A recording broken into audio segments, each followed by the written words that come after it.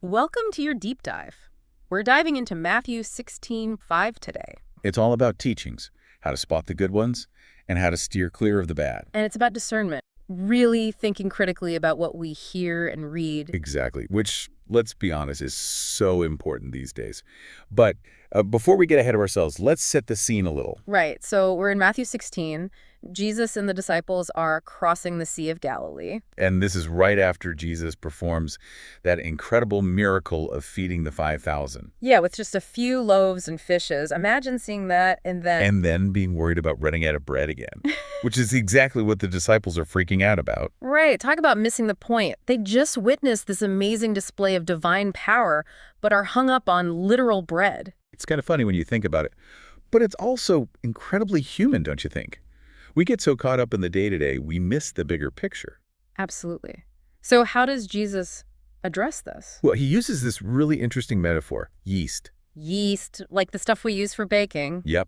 He tells his disciples to beware of the yeast of the Pharisees and Sadducees. Okay, now that's where I get a little lost. He's not actually talking about bread dough, right? Jesus is using yeast to represent teachings, Mm-hmm. specifically the teachings of these groups, the Pharisees and Sadducees. And he saw their teachings as harmful. He did. He felt they were leading people astray. Think of it this way. Even a tiny bit of yeast can have a huge impact on dough, right? It makes it rise and spread. Okay, I see where you're going with this. So these teachings, they might seem harmless on the surface. But they can really influence our beliefs and actions over time. They can shape our whole worldview. So Jesus is warning his disciples, essentially, to be careful about who they're listening to. And what they're letting influence them. And of course, the disciples, they're a little confused at first, right? They take the whole yeast thing literally. They really did. They start worrying about whether they brought enough bread with them. It's kind of a funny moment in the passage. Yeah. But again, I think it highlights this human tendency we have to focus on the surface level, to miss the deeper meaning. Totally. So let's talk a bit more about these Pharisees and Sadducees. Who were they, and why was Jesus so concerned about their teachings? Well, they were both influential religious groups at the time, but they had some pretty different views. The Pharisees were all about following the law, like down to the letter. They believed in following all the rules and rituals, often going above and beyond what was required. And what about the Sadducees? Weren't they a powerful group too? Oh, absolutely. They were more the elite, often wealthy and politically connected. And their beliefs, well, let's just say they were a bit more flexible. They didn't put as much emphasis on tradition or the afterlife. Interesting. So Jesus is saying that both extremes, the super strict and the more liberal interpretations, can be problematic. In a way, yes.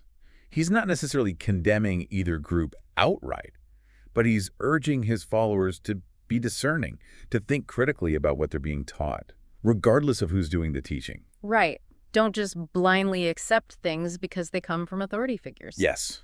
Examine the teachings for yourself. That's the message Jesus is really getting at. And, it's amazing how relevant this is to our lives today. Right. I mean, think about all the information coming at us from every direction. Social media, news outlets, podcasts. Everyone's got an opinion, an agenda, something to sell. It's overwhelming.